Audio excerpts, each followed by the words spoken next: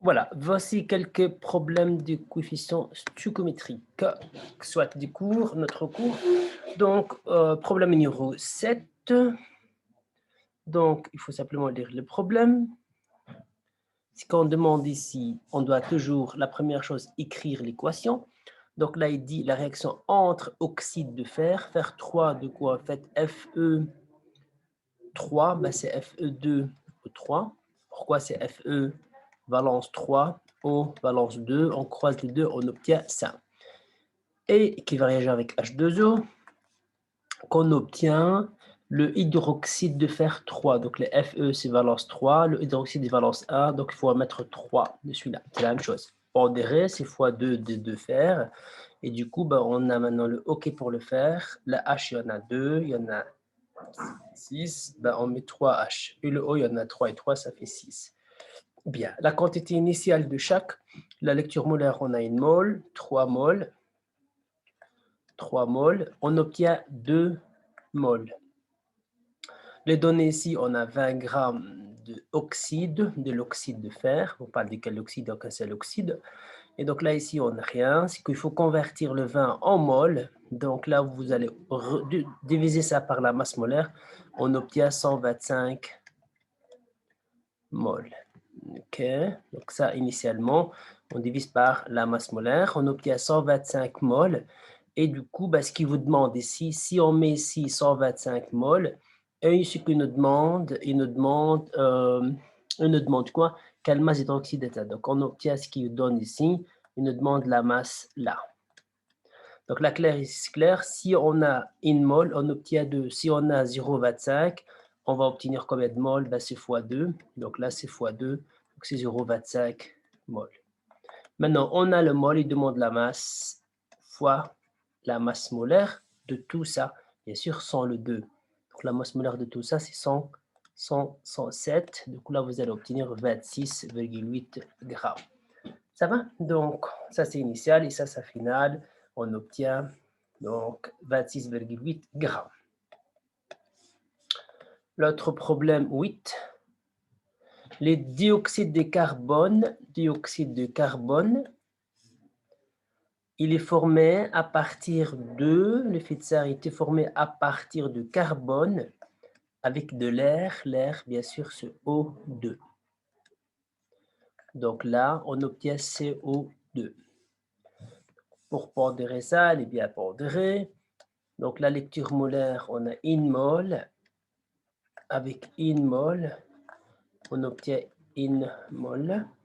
Il nous demande combien d'atomes de carbone. Combien d'atomes de carbone on trouve dans 10 carbones. Donc si on a 10 grammes, il faut calculer ça, le mol, divisé par 12, ça fait mol. Et combien d'atomes? On va utiliser le nombre d'Avogadro. Combien d'atomes? Donc, on obtient combien d'atomes de carbone pur. Donc là, ici, là, fois le nombre d'Avogadro. Et donc, on obtient les atomes. 5 fois 10, 23 atomes. Quelle masse de CO2 sera produite par combustion complète de 10 grammes? Donc, en fait, combien? Donc, si on met 0,38, on obtient bien sûr 0,38. Pourquoi? Parce qu'une mole, on obtient une mole. Donc là, vous allez avoir ça. Maintenant, on a le mol, bien sûr, fois la masse molaire de ça, qui est égale à 12 plus 32. Donc là, 44. Donc c'est 44, on obtient 36,6 grammes. Okay? Donc une fois qu'on a le mol, on peut déduire tout ce qu'on veut. Notre problème, la 9, la rouille, donc oxyde de fer. La rouille, c'est l'oxyde de fer. Donc, on va l'écrire. C'est oxyde de fer, c'est F3. Donc, c'est comme on l'a fait tantôt. C'est 2O3 qui va réagir avec HCl, le chlorure d'hydrogène, qui va donner chlorure de fer 3. Du coup, FeCl3. OK? Et donc, Fe3 plus H2O. Il faut juste regarder la pondération. on a ici 2F, ça fait 6 chlore fois 6. Et puis, il nous reste la H, ben 6H. Là, il y en a 3, 6H. Et regardez le O, c'est 3O, 3O. On y va. Donc, quelle est la masse de la rouille peut-on enlever? Donc, on cherche la masse ici. Donc, on a une mole, 6 moles, ça aide énormément. 2 moles, 3 moles. Donc là, si on a 6 moles ici, il nous demande aussi quelle est la masse qu'on peut enlever ici avec 3,6 grammes. Donc, on va revenir toujours à la mole. Donc, c'est comment? On va diviser par la masse molaire de HCl, sans les 6 bien sûr. C'est 1, plus 35,45. Donc, si on obtient ça, ben on obtient 0,016 mol. OK? Donc, ça, c'est le mol. Et puis, une fois qu'on a le mol, on multiplie fois la masse molaire. Donc, vous allez avoir, pas besoin d'ici. Donc, si on a le mol ici, donc avec 33,6, on a 0,016 mol. Eh bien, combien de mol on peut enlever, sachant qu'il y a un rapport de 1 et 6, ben, ça divisé par 6. Donc, ça divisé par 6. Non, je me suis trompé. Donc, si on a 0,3,6, on va obtenir ici combien de mol? Ben, c'est 0,1 mol. Et là, ici, là, c'est divisé par 6, c'est 0,016 mol. Donc, avec 0,1 mol, on doit mettre 0,016 parce qu'avec 1, on met 6. Donc, avec 0,1, on met 0,016. Et puis, la masse fois la masse molaire de ça. Donc, on obtient 2,55 grammes. OK. Donc, toujours, on passe vers le nombre de moles. Quand on a le nombre de moles, le calcul est, le reste est, c'est vraiment mon passage. Bien. La question 10. Donc là, la question 10, C6H12O6.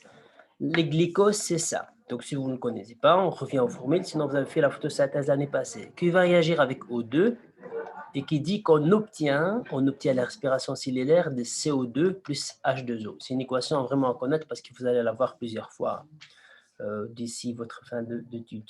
Fois 6 et puis la fois 6. Et là, ce qui reste maintenant, c'est fois 6 aussi. La lecture molaire, c'est 1 mol, 6 mol, 6 mol, 6 mol. Et donc là, il nous donne quoi? Il nous donne 7 grammes de glucose. Donc on a 7 grammes. Donc on peut trouver le mol, c'est 0,038. C'est 0,038 mol. Là, si on a une mol, il nous faut mettre 6. Ben, si on a 0,08, il faut en mettre fois. Une fois, donc c'est 0,234 mol.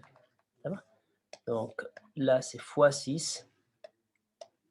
Et donc là aussi, nous, on a le mol. Est-ce qu'il demande autre chose? Il demande, donc on a le mol, il demande combien de mols sont nécessaires pour oxyder. Donc voilà, c'est fait. C'est 0,04. Donc il demande le mol ici, il ne demande pas la masse ou quoi.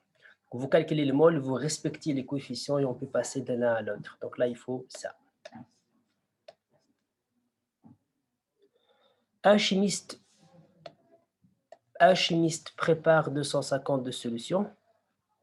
Donc, on va l'écrire. Donc, il prépare du chlorure d'hydrogène. Donc, il va préparer ça, de molarité. Il renverse la solution sur la table. Et du coup, en fait, pour nettoyer ça, il doit utiliser une autre solution basique pour neutraliser ça. Donc, ça veut dire quoi? Ça veut dire que l'acide qu'il a versé, il va être neutralisé par carbonate de calcium. Ce qu'il obtient ici, je vous aiderai pour calculer ça, mais dit, en fait, généralement, comment on écrit l'équation si on n'est vraiment pas trop doué pour le moment. Donc, le premier d'ici va avec le deuxième va avec le premier. Donc, le H, il va aller avec CO3. H, il va aller avec 3. Donc là, puis c'est valence 2 et là, c'est valence 1. Donc, il faut mettre 2 fois. Et autre chose, chlore, il va aller avec les calcium. Il faut en fait, calcium, c'est valence 2. Le chlore, c'est valence 1. Il faut mettre x2. Donc là, avec ça, x2. Bien sûr, ici, l'équation, généralement, vous allez être plus guidé normalement. Ok? ok? Parce que là, je sais que vous allez chercher, vous allez aussi taper à l'internet et tout, vous regardez, mais c'est comme ça que ça se passe. Bien.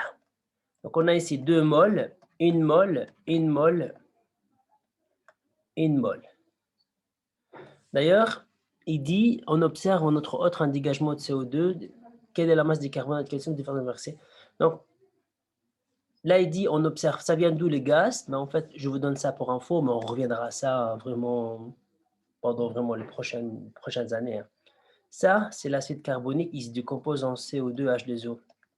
C'est qu'est-ce qu'on trouve dans l'eau pétillante. Donc, en gros, si on va le réécrire l'équation, on va écrire ça, plus ça, plus ça, ce 3-là. Mais on peut laisser ça comme ça. Mais vous ne tracassez pas non plus pour les critères d'équation. Ce n'est pas ça l'objectif ici. L'objectif, c'est d'utiliser le mol et tout. Il a dit ici, si on a le volume et on a ça, donc on peut calculer le mol. Ok? Donc, si on a C, donc le mol, vous allez utiliser notre formule, c'est C fois V. Donc, C, c'est 1 et V, c'est 0,25. Donc, en fait, on a 0,25. Donc, là, c'est 0,25 mol. Donc, pour 0,25 mol, combien de mol on peut en mettre ici? Ben, pour 2, c'est 1. Donc, pour 0,25, ce sera 0,125 mol. C'est la moitié. Donc, si on a la moitié de mol, comment on peut faire la masse molaire et on obtient 12,5 grammes. Okay. Donc, je sais ici, c'est le contrainte, c'est vraiment les critères de l'équation. Mais ça, vous serez toujours être guidé pour le moment parce que vous ne le connaissez pas encore. Mais une fois qu'on a l'équation, vous allez être toujours guidé. Le nombre de moles, c'est ça ce qu'il faut vraiment maîtriser le plus. Bien. Problème 12. Quel hydroxyde? Ça, c'est aussi, vous allez avoir un petit souci avec les critères d'équation. Quel volume d'hydroxyde de sodium? L'hydroxyde de sodium, c'est un NaOH, ok? Qui va réagir avec quoi? Neutralisé de sulfate d'hydrogène. Sulfate, c'est valence 2. Hydrogène, c'est valence 1, donc c'est H2SO4. Qui va donner quoi? Ben, le premier, il va aller avec le deuxième. Donc, c'est Na, valence 1, donc il faut mettre 2. OH et H, donc c'est H2O. C'est valence 1, valence 1, il y en a 2 fois. Et en plus, on doit multiplier ça fois 2. Donc, ça fait 2 fois H2O. Donc, c'est 2H, 2OH, ça fait 2 fois H2O. Le critère de l'équation, c'est OK. On a 2 moles, 1 mol, 1 mol, 2 moles. Ce qu'il demande ici, il donne contenant ça de sulfate de sodium. Donc, il donne le mol de sulfate de sodium. Il donne les grammes. 1, 6, 7, 9 grammes. Du coup, on peut trouver le mol. Parce que pour 2 mols, il faut 1. Donc, si on vous dit qu'on a 2,10 moins 4 mols, ben, il faut la moitié ici. OK? Donc, non, plutôt, si pour 2, c'est 1. Pour 1, il faut ici en mettre 4. Parce que c'est x2, c'est toujours le double, ça. Pour que ça réagisse, on met 2, là, il faut mettre 1. Du coup, si on met 2, 10 moins 4, il faut mettre le double. Et là, on a le mol. Ici, qui demande ici, il demande quel volume. En fait, on a le mol. Et comment je peux passer de... Si on cherche le volume, sachez très bien que C est égal à N sur V. Donc, vous avez la concentration et on a le mol. On cherche le volume. Ben, en fait, V est égal à N sur C. Donc, c'est 4 10 moins 4 divisé par C qui donnait. Et donc là, vous allez avoir 4 10 moins 3. Ouais, c'est ça, 4 10 moins 3 litres. Donc, c'est 4 millilitres. OK, donc là, c'est ça. OK. Alors, le problème 13. Donc, ce qu'on remarque ici, c'est que il dit que vous allez acheter un produit, vous allez aider pour savoir choisir quel est le produit. L'anawash, c'est le soude caustique, c'est anawash. OK, ça c'est le nom commercial, c'est l'anawash. Donc, on va choisir en fait quelle est la solution qu'on va acheter, soit la A, soit la B, le plus avantageux parce que vous avez les prix, vous avez la quantité. Et donc, dessous, pour un coût en fait moindre, font appel à une société. Donc, le contenu de flacon sont dilués 20 fois car ils sont corrosifs, ça, OK? On prélève 5 ml de solution déliée qui seront titrés par un chlorure d'hydrogène 0,1. OK, donc on a l'NaOH plus HCl, c'est ça ce qui va se passer en fait, c'est la seule chose. Donc c'est l'acide, il va réagir avec ça. Donc là, on va donner un HCl, on inverse, le premier va avec le deuxième va avec le premier, donc ça. Donc on va faire ces deux calculs pour la situation A et la situation B. Donc pour la situation A, donc nous ici, on prélève 5 ml de solution d'hélice qui sont titrés par chlorure d'hydrogène de molarité 0,1. OK. Et donc, voilà les deux volumes. Donc, dans le premier, chlorure d'hydrogène. Donc, on a à chaque fois C fois V. Donc, là, c'est une. Pour la A, on va commencer d'abord pour la A. Le nombre de moles de HCl qu'on a, c'est la concentration fois le volume. Donc, c'est 0,1 fois le volume, c'est 0,029. Je peux même faire ça autrement. Donc, c'est le volume en millilitres fois ça. Donc, c'est 19 qui fois 10-3 fois 10-1, 19 10-4. Et donc, on peut trouver pour la solution A combien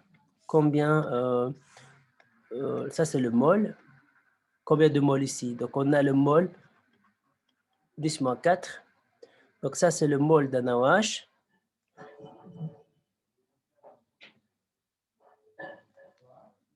Si on a 5 l'HCl, donc on a 2 moles ici, donc pour la première. Pour la B,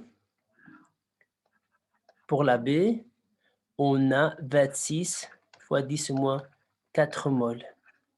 Ça, c'est pour le 2. Donc, grâce aux deux équations, on peut déterminer le mol. Ici, ça sera 26 10 moins 4 moles. Donc, c'est comme vous voyez. Donc là, ici, on peut enlever. On en a plus de HCl dans la B, d'NaOH dans la B. Et donc, ce qu'on peut faire maintenant, si on a le mol de là et là, on peut calculer la masse. Ça va? Donc, comment? Soit on dit, OK, là, il y en a 19 10 moins 4, 26 10 moins 4, ça c'est clair, le mol, il y a plus ici. Et si vous voulez aussi calculer ça, fois la masse molaire, ici, on obtient dans la A 0,076 grammes et dans la B 0,0104 grammes. Même si la solution a été déliée des fois ou quoi, mais les deux ils seront déliés des fois, mais de toute façon, ça influence de la même manière. Mais déjà, partant de là, on voit que la solution B, donc la solution B, on peut, un produit moins cher, on peut enlever plus en fait d'NaOH par rapport à ça. Donc, c'est qu'est-ce qui a été fait donc, pour un peu aider à trouver, donc avec la quantité d'HCl qu'on a utilisée pour enlever plus. En plus, on a 26 ml, d'accord, mais ça reste, c'est plus, la quantité elle est plus élevée et le prix est moins cher. Donc, en fait, la marque B, car elle contient plus d'NaOH par rapport à la solution. Les titrages, c'est quoi en fait? Donc, on a une petite quantité et on a ajouté un autre produit pour neutraliser l'NaOH dedans.